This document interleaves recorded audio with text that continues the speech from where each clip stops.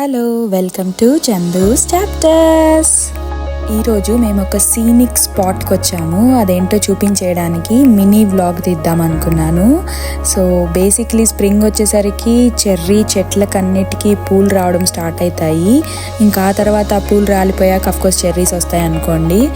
But ఈ cherry blossoms అయితే మాత్రం చూడడానికి చాలా అంటే చాలా బాగుంటాయి.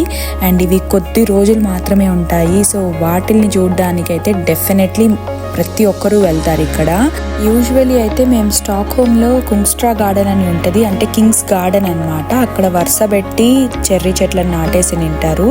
కానీ అక్కడ ఫుల్ అంటే ఫుల్ రష్ ఉంటారు, పిక్స్ సరిగ్గా రాదు.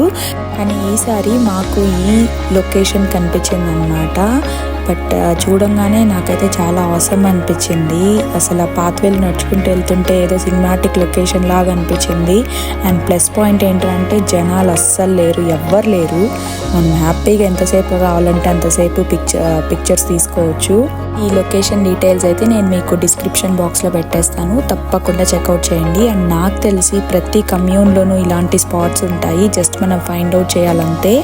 So don't miss it. ఈ ఇన్ఫర్మేషన్ అయితే మీకు హెల్ప్ అవుతుంది అనుకుంటున్నాను.